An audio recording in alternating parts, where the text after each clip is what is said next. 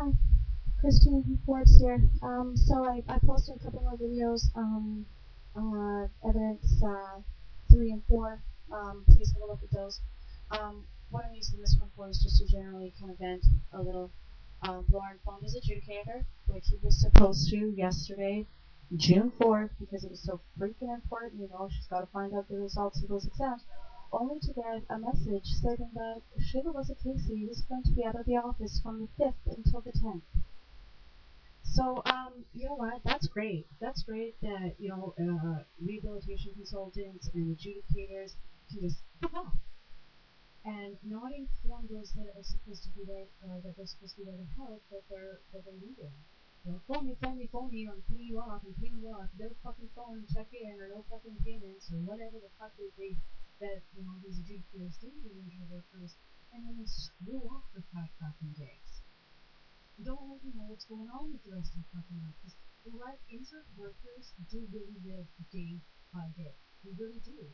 We can't afford not to know what's going on for the next 55 days.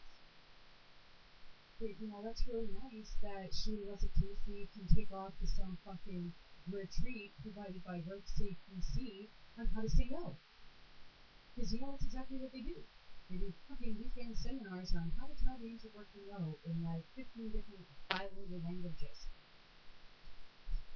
What else I'm going to show you is, how I was telling you the other day how long I had to spend the day at the bathing at like 1 o'clock in the morning because I'm fucking dental work in my bathroom. Well, there's this tube. Right there. There it is. There's this tube. Oops, pardon me. I'm going to take it out myself in my bathroom. Because WorkSafeBC doesn't pay for dental work if it's not associated with the claim. I'm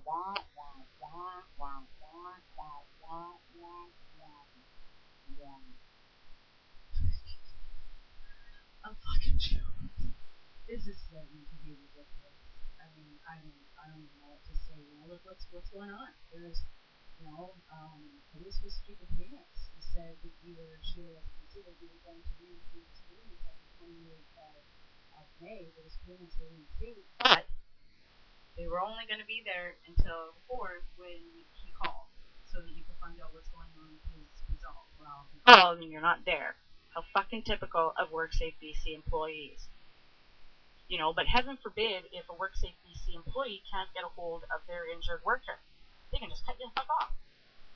Oh, I couldn't get a hold of you, you're cut off.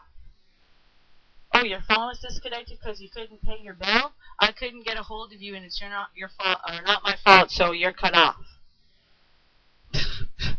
Like, this is the mentality of WorkSafeBC fucking employees. Like, how do you guys sleep at night knowing that this is what you are doing to injured workers? What happened to the Meredith principles?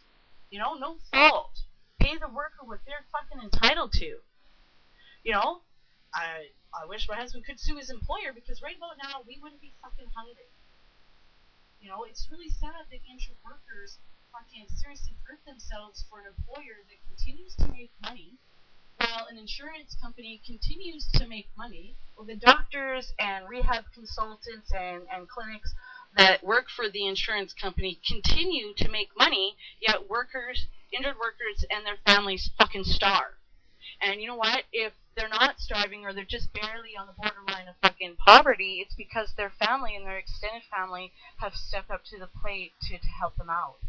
And you know what? Thanks, extended family. It's really sad that family has to do that. When there's an insurance company in place to see that these children of injured workers and such don't go hungry, but they are. Injured workers' children are going hungry. What's really sad is, like I said in a previous video, we can't get welfare even with a letter from Dr. Scruton and Dr. Bell stating that Lauren's unemployable and that he's very ill and stuff like that. We still couldn't get welfare. They took WorkSafeBC's decision and shut the door in our face. But yet my sister-in-law, God bless her heart, she phoned up the other day and offered to take the kids off her hands for a while.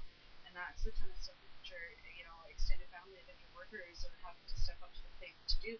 The thing that makes me sick to my stomach is the fact that she can, have my children in her home, and that's a blessing, and they'd be very safe there. But the fact is that she can go into the welfare office down Island and get welfare for my kids staying at home.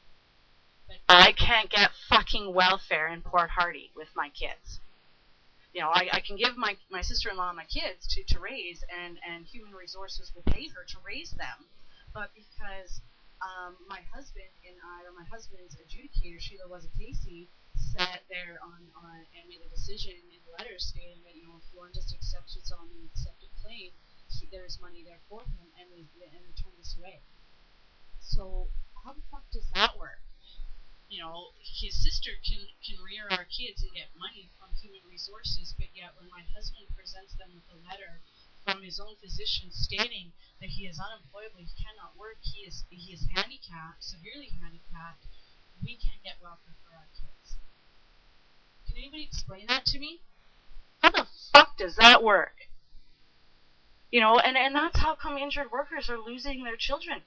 You know, because of this very thing right here. You know, decisions that adjudicators sign their fucking name to, that puts you in a fucking vicious loop. You have to do what WorkSafeBC says because welfare's not going to give you any fucking money. But yet, you know, how many fucking people I see in that fucking welfare lineup that can go out and get a goddamn job? But yet they're given money, and yet we were turned away. We were turned away by Human Resources, and that's sick. You know, but yet extended family can take in the children of injured workers and they can get help. A lot more help than the injured worker can get, actually, for their own children. And that's not right. That's not right at all. Injured workers need their family. They need their children. You know, that's at a time when they are lowest. They need their family. That's all they've got. You know, they don't see psychiatrists. Lauren was given a psychiatrist at the beginning when he first broke his arms. You know what a psychiatrist was? A retrained injured worker. Not that I'm saying that, you know, that's a bad thing, that, you know, that they're retraining him, but the guy had no formal education to deal with someone that was in a predicament like Lauren, or maybe an amputee. Right? That's great. You are hurt and you have a common ground to stand on with the injured worker, but you're not fully educated to deal with their problems, like post-traumatic stress and anxieties and shit like that. You know, it's really sad that, you know, these injured workers go off to these fucking pain programs, these torture programs, and I just like to say, you know, Constable Rideout, Lauren went to Orion, and there was a fellow RCMP officer there. You guys don't get treated any better than anybody else. In fact, your union sucks ass. Our CMP union sucks ass. They treat their injured workers like a fucking piece of shit too, man. And I've seen it. I've seen it the week that I was in Orion with Lauren. You know, Constable Rideout, I really hope you never get fucking hurt at work, because, you know, it's really sad to see how your union treats its own injured workers. That you had the audacity to come to my fucking house. You know, that's a fucking disgrace. Lauren, when he was in Orion, due to his, you know, he was treated like a piece of shit. There's no getting around it. And even the people that were there were like, yeah, this guy's getting treated like a fucking doorman, and he was. He was ignored. He was given no help. It was awful. It was really, really awful. You know, they supplied phone numbers and stuff. So yeah, you know, we'll write a letter on their behalf stating how incredibly awful you were treated, and these letters to this day. It's wow, you know, these pain programs are an atrocity. You know, when physicians of injured workers are recommending one place and saying, go, you know, this is where the injured worker needs to be, but yet WorkSafeBC's medical advisors, anonymous medical advisors, classic WCB Tech, anonymous medical advisor, and I've even got that in one of Lauren's claim files, and I'll show you that future video where it says anonymous medical advisor. What the fuck is that? That's seedy. Very, very seedy. I'd just like to thank you, viewers, again, for watching my videos. the support has been amazing. And I'd like some video responses. Maybe some video responses would be a good thing. So, respond to the video. Let me know what you think and how your story is. Let's get these stories on you. Share your story. I want to hear it. I sincerely want to hear your story. So please, share them with me. Give me a video response. You have a good day. From the Forbes House. Bye-bye.